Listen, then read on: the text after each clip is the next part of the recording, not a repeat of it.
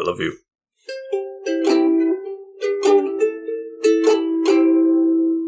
Hey there, hi there, ho there, couch potatoes. That's probably copywritten. Oh well. How bow down. They're not going to tell anybody. You're not going to tell anybody, right, couch potatoes? I don't. Whatever you said, I think it might be okay. Yeah, I think it's from Home Improvement, isn't that? Neighbor Wilson, doesn't he say hey there, hi there, ho there? Maybe. Or maybe it's an owl thing. I don't know. I didn't watch that show that much. I just watched it enough for that reference. That is that our culture is saturated in. Good old Tim Allen. Yeah. Secret review of Tim Allen and Home Improvement. Well, we're not here to talk about Tim Allen. We're not here for that. And I haven't even introduced myself. I am the Green Traveler from Gorsh. And I am the Faceless Leon from this side of your podcast. Oh, shit. This is Green and Faceless on the Couch. Podcast about movies and TV. Yummy. And we're talking Disney, baby. We're back with the Disney playlist. Still, I say back as in like last week we were talking it. We're still talking it. This week we'll be talking it for at least one more week, I think. I think two more. Two more? Is there another one after The Great Mouse Detective? I can't remember. Maybe not. Who knows? But, spoilers for The Great Mouse Detective. That's next week, everybody. Oh, shit. But this week, spoiled. We're talking number 25, The Black Cauldron. It's the 25th animated feature. They've done way more than that movie. Oh, yeah. They had a lot of live action stuff. I've been, oddly, obsessively making sure to write the number in the top corner of my notebook with each movie. It's just an OCD thing. Oliver and Company. Yeah, this is... Just put that Fabulous. Okay, so that's the thing. We've hit a tiny little pocket of Disney animated films that I don't think I've seen before. Really? Or if I have, I don't remember a damn thing about them because, I didn't remember what were the last few we've talked about. I definitely saw The Fox and the Hound. The Rescuers. Yeah, it was the Rescuers was the one that I was I did not remember if I had seen that before. But I possibly had the sequel. But I've seen the sequel. But The Black Cauldron, The Great Mouse Detective, Oliver and Company, I don't think I've ever seen those films. And The Black Cauldron I was really excited for because, one, I hadn't seen it, and two, it's pretty much everything that I love. It's fucking fantasy. It's fantasy. It's a great adventure. Yep. I think it is the Disney movie that I am the most surprised is a Disney movie. I had seen it as a kid. That's fair. A couple of times. But I never associated it with Disney because it is, there's undead. Wildly dark. There's undead and scary. Not that there's not scary stuff in Disney movies. There sure as shit is. But the fucking Horn King, John Hurt is the Horn King. My God. Oh my God. It's fucking amazing. Speaking of, just because it is who I am, John Hurt, the War Doctor in Doctor Who. There, I got that out of the way. He was Doctor Who corner. But he, in this role, is fucking great. Yeah, when his voice started, because I had already written down the cast, but I was just I can't wait to hear what John Hurt sounds like. And then you hear him, and it's well, of course, he just sounds like John Hurt. But it's fucking menacing as shit coming out of the skeleton. Yeah. And that wasn't the initial look of the Horned King either. It was originally I think the original animators on this project, I can't remember the exact description, but I think they made it more Viking. I think he had a big red beard and he had the traditional, well, it's not actually a Viking helmet, but what's associated with Vikings, that horned helmet. Mm-hmm. I love the change they made because, as you said, you don't expect this from a Disney movie. There is some wildly dark shit in this story, but it's fucking fascinating. I was really happy it happened. Yeah, I am very happy we came upon this one and this that we don't have to wait to talk about this one anymore because I just enjoyed it so much. Yeah, I recall coming home from a vacation with my family, and we always drove. Because, my stepdad doesn't like to fly, for one thing. So, going from northern Indiana to southern Florida, that's a long trip. We had these DVD players that hooked up, they had two different screens that you could hang on the seat cushion in front of you. And apparently we had this on DVD, and I remember watching it in the car as we were going, and I was like, I had no idea this was Disney, nor did I remember how dark it was. So I wanted to talk about, I think usually we talk about the origin of these Disney movies. Should we do the synopsis of this one first, maybe? Sure. I mean, it is slightly different than the books, so yeah. Let's go for it. Yeah, so I don't remember character names as usual. I'm really bad at that. I'll help. But who is the young boy? What is his name first and foremost? Taran, played by Grant Bardsley. It's Bardsley. And that's the other issue is all the names in this are like what you would find in a high fantasy novel. They are. Yes, they're based off of Welsh names. Thank you. I was going to say, I thought that they were. So's the story. It's based loosely off of Welsh folklore. Ooh, fascinating. I like that. Yeah, Taran or something. I don't know. Man, I'm trying to remember what brings him. Oh, it's his. Who's he with? Who's the old man? The old man is Dalbin, and he's his guardian of a sort, played by Freddie Jones. Yeah. One of the few voices I actually recognize, but I don't know what from. Wait, he's played by Freddie Jones, not because that's the name of the Scooby-Doo character. British actor Freddie Jones. That's awesome.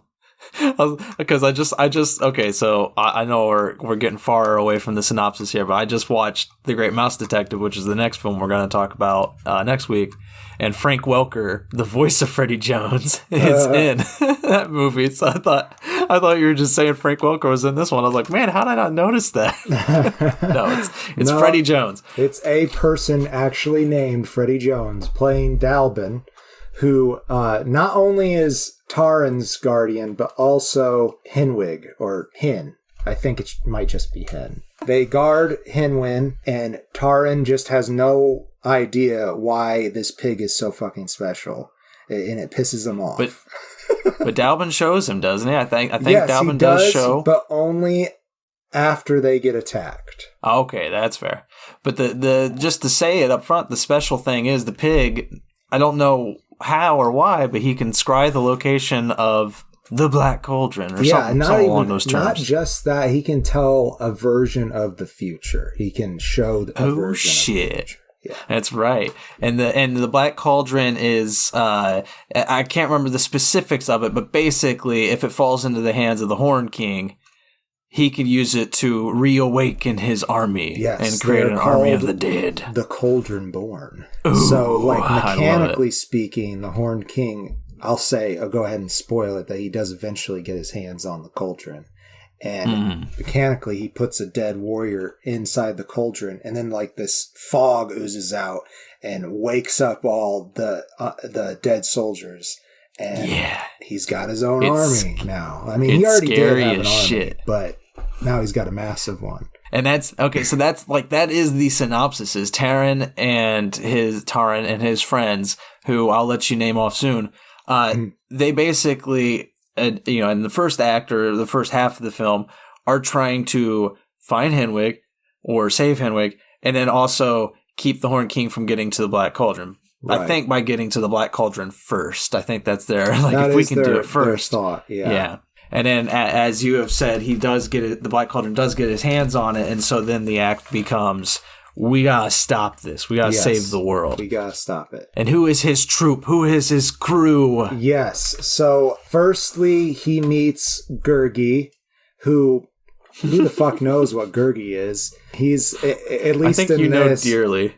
Yes, okay. So he definitely is a Schmeagol/Golem type character, and I would say 100% John Byner's performance as Gurgi was the inspiration, part of the inspiration for Andy Serkis's Golem. It's right. I mean, it's almost spot on. So we can all agree that Gollum Schmeagol is a little hard to look at in the in the Peter Jackson, by design, in the Peter Jackson movie. But when he does the cutesy moments that Andy adds to it, it definitely feels like Gurgi a lot. Yeah, when Schmeagol is peeking out behind the golem. Yeah. Right. John Byner also plays one of the main fair folk, which is basically just a fairy named Dolly, and he becomes part of the troupe later as well. But not really. They don't really focus on them. I think they just throw it in there for extra flavor. But I think the whole fair folk thing was kind of unnecessary to this version of the story. I'm sure it probably had more of a role to play in the books. So at one point early on, Taran gets captured by the Horn King's men, and he's in their dungeon where he meets Eloine. I believe it's Eloise. Yes. Elonwe.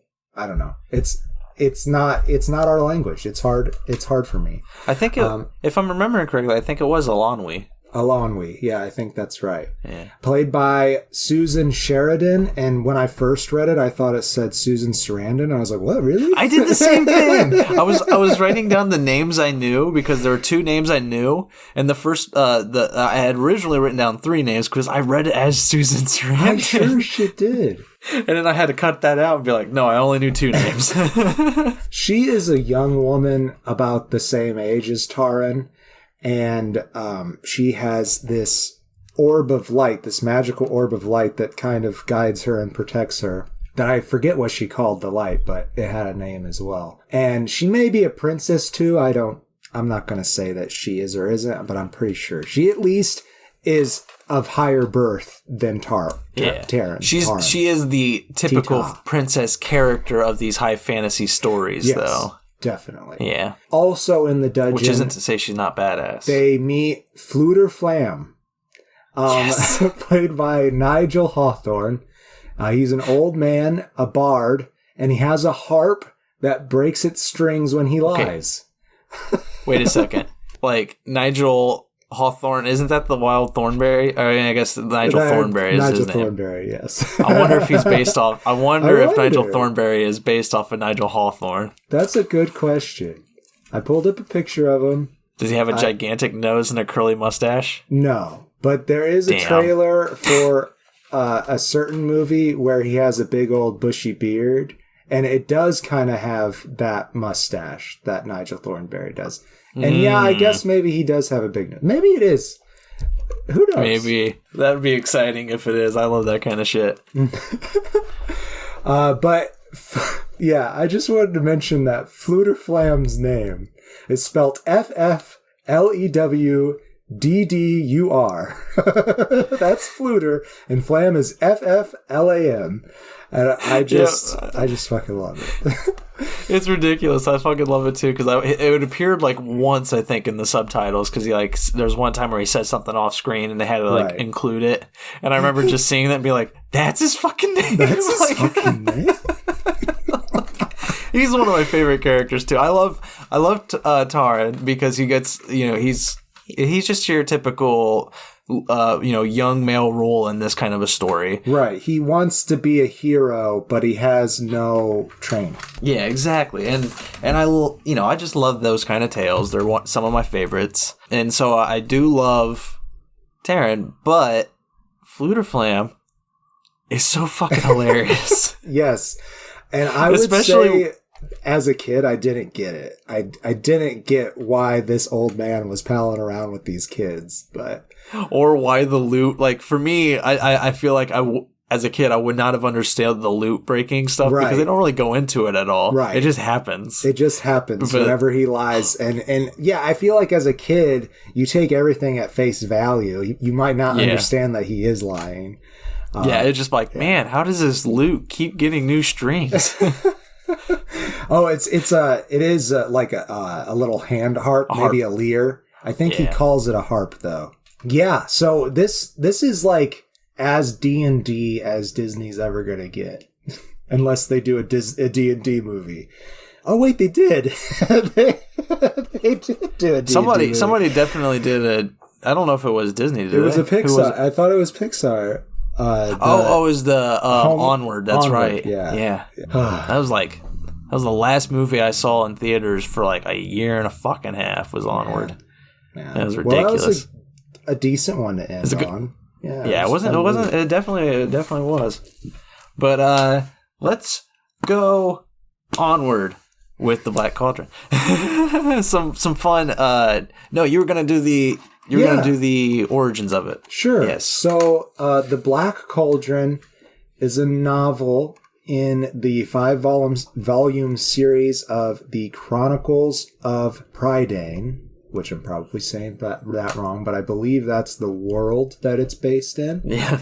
And it's either Prydain or Prydain. Prydain. I think that's how they say it in the movie. Prydain. Oh, okay. I was gonna say Prydain is the one that makes the most sense to me. So yeah, right. Yeah, it's just not our language. And he's an American writer, Lloyd Alexander, that is, and he won a award, Newbery Honor Award for this particular book, which is the second book in the series, The Black Cauldron.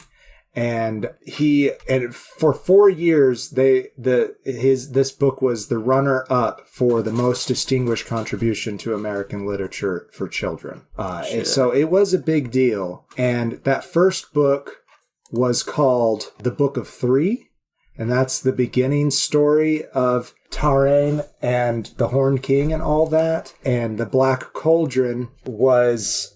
So there, in the books, there is a character that is above the Horned King. And he is Arwen Deathlord. Shit. Yeah, that's what his name is. So in the first book, they defeat the Horned King. And the second book is trying to foil Arwen's plans. And so I haven't read any of these books except for The Black Cauldron, which I picked up after I had been on that vacation and watched the movie. And I was like, I'll grab The Black Cauldron. But see, okay, this is the thing. It was at my library. There was 2 books by Lloyd Alexander in the library. It was The Book of Three and The Black Cauldron. When I grabbed it and checked it out, I didn't realize it was the second book in the series. I thought it was just the story that was in that movie. So I read the first chapter sorely confused. And I'm like, when are they going to start actually giving the exposition behind these scenes? And I read through the whole book and I'm still like, I just don't get it. And then I I don't know how old I was. Had to be middle school. I looked at the beginning. I was like, oh, this is book 2. And then I went to go check out the Book of Three, and I couldn't get into it because I was like, well, I already know what happens, kind of. God damn it. So the movie is... Why is that a recurring thing in your history?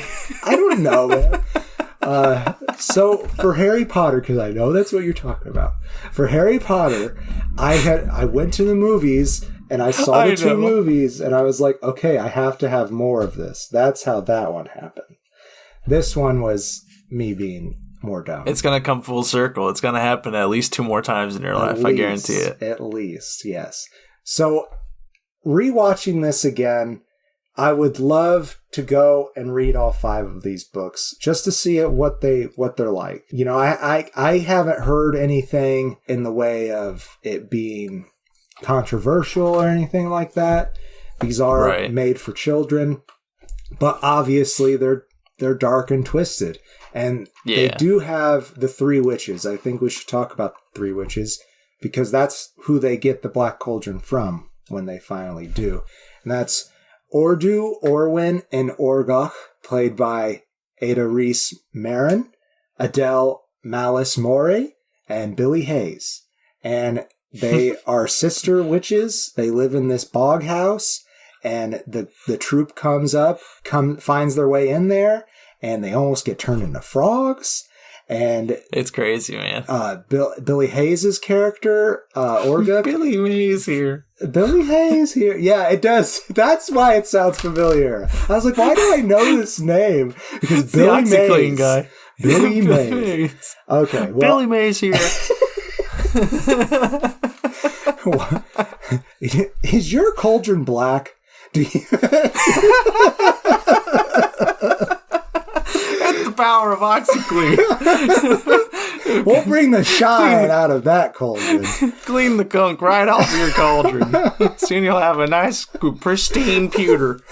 Oh, shit. Okay. Well, anyways, she is like a love drunk witch, and she's fallen in love with Fluterflam.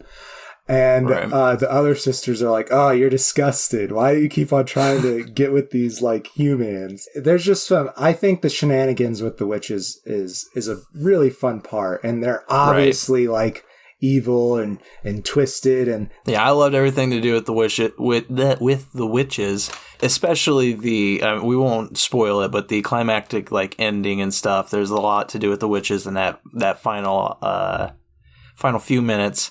And, like, I love everything about it. I love how it all goes down. Mm-hmm. I love, the hero's choice that the hero always has to make a difficult choice near the end of these stories. And it's fucking beautiful. Like, everything about it's beautiful. Yeah, it's really good. Oh, one thing that, like, on a technical aspect that I wanted to talk about is the added effects that they do to the film. Yeah, see, that's the stuff I did, the research I have here for it. Well, yeah, do it. This is the first film for Disney where they did CGI. Wow. We've made it. 1985, we got to the computer era. There's not a lot of CGI. There's no extensive scenes. They don't use it for very long. Yeah, the cauldron itself, at the very beginning, the intro is like this really beautiful shot of the cauldron. All CGI. Looks great. It's awesome. Yeah, it's pretty damn good. And there was a lot of just issues with making this because, I mean, they wanted to do the new stuff. They wanted to bring in CGI, so they had little bits and pieces. They didn't go too far into that. There's more in The Great Mouse Detective. They start utilizing it more as we go on. But I think they did a good job with how they chose it. Yeah. The problem is, as they were making this film, as they were animating it, there's a lot of dark fucking shit in this movie. Yeah. So there's a scene where Henwin is put on a chopping block and he's about to be cut. They're about to kill him, butcher him, and you can literally see blood trails from previous animals and creatures that were killed on that chopping block. Uh-huh. I just saw it and I was like, Jesus Christ, Disney! They were crazy dark, yeah. So dark that when they test screened this for children, the children ran out of the theater screaming. Oh. Specifically during the undead rising scene. Oh, well, that is pretty scary. Yeah, and that was a lot of the problem is Disney chairman Jeffrey Katzenberg, he was Disney chairman at the time, he ordered a lot of it to be cut because of that screening moment. He was like, start cutting. And they were just like, no, you're going to cut the entire climactic scene. We can't, it's even though it's disturbing for children, we can't do this. So yeah, so when he ordered it cut, he himself, when they weren't going to follow it, when the animators themselves weren't going to go in and touch it up and like change everything, the whole story that they'd worked on, he ordered the reels to be brought to him and he started cutting them manually. Oh shit. He just started doing his own edits. And so the animators went to the big head, Eisner, the CEO of Disney. Eisner. It's not Roy Disney yet. I think it was Bill Eisner. Was that his name? Does that sound right? Bill Eisner. I'm looking. I don't know. Mike Eisner must be on the editor's, the producer's side. I mean, if you just Google CEO Disney Eisner, Joe. Michael Eisner. Michael Eisner, okay. Joe. Michael Eisner, yeah. The animators approached Michael Eisner and they let him know what was going on. And Michael Eisner, he just went down to Katzenberg, the chairman of Disney at the time, and he was just like, stop it. This is not, this isn't your job, you don't do this. So that's how the film was basically saved and it's still allowed to go forth with production because they were just like, no. And you don't just cut up the entire film like this. The problem is, once they released it, it was a huge fucking bomb. Oh, that fucking sucks. This movie did not do well in the theaters. It cost like $44 million to make. I think they got maybe $19 million back in the box office. Like, it did not do well. And it put Disney in serious jeopardy. Well, if they would have done it now, I think it would have been a totally different story.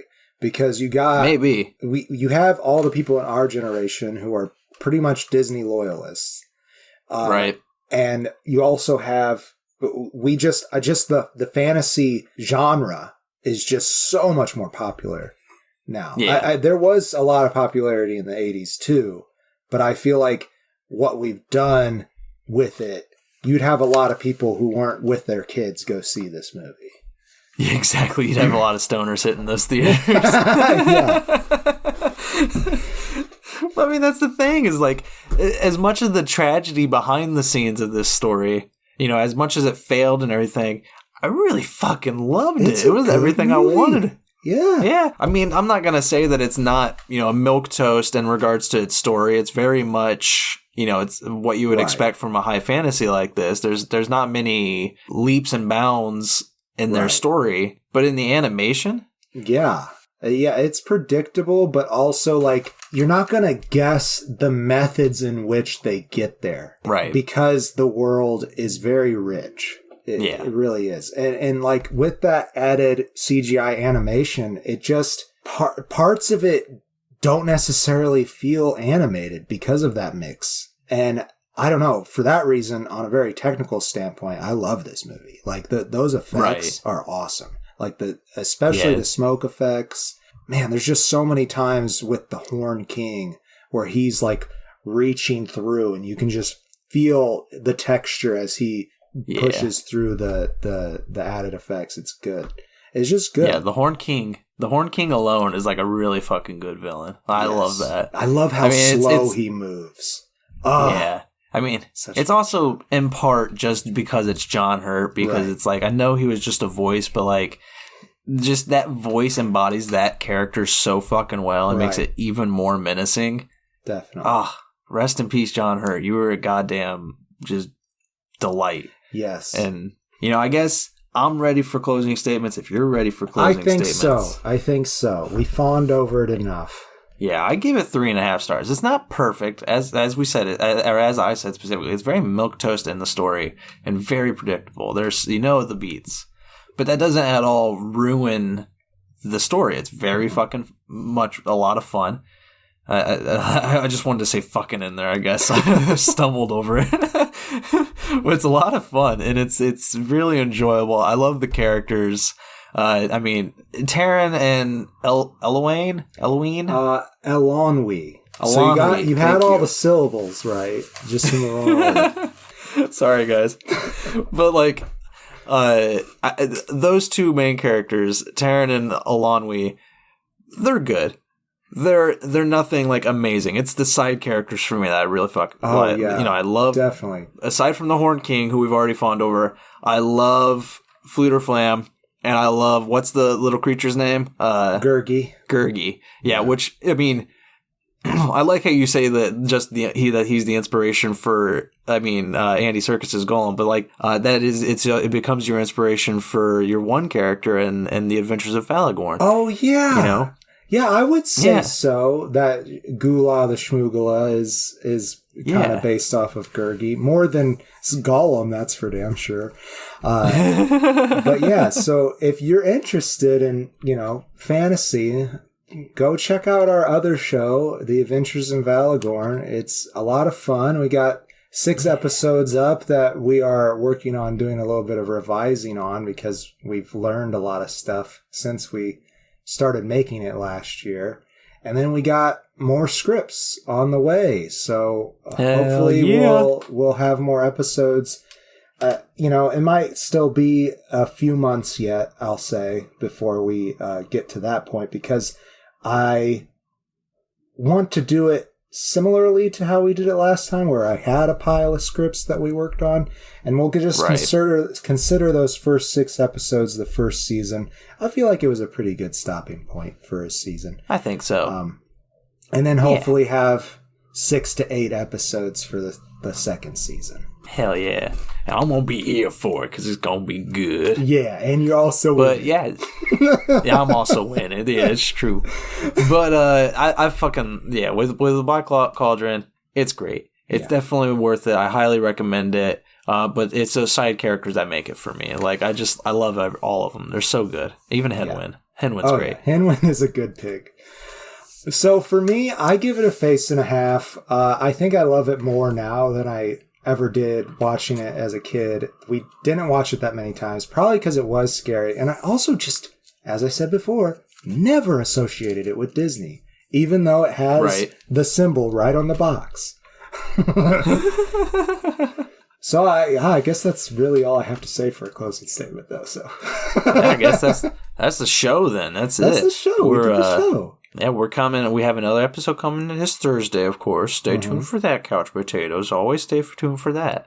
But until next week with the Disney playlist, I've been the Green Traveler from Gorsh.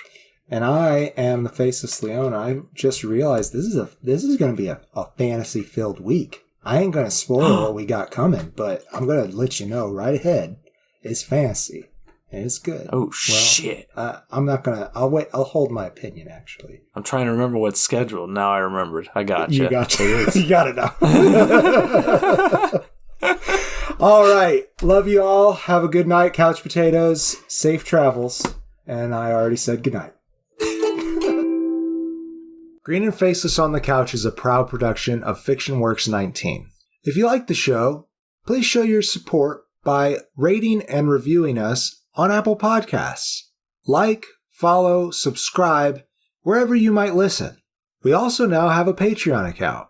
If you feel so inclined to support us in a financial manner, please become a patron by visiting patreon.com/greenandfaceless. You can also find more information about us on our Facebook account or on the FictionWorks 19 Instagram account. Thank you so much for listening.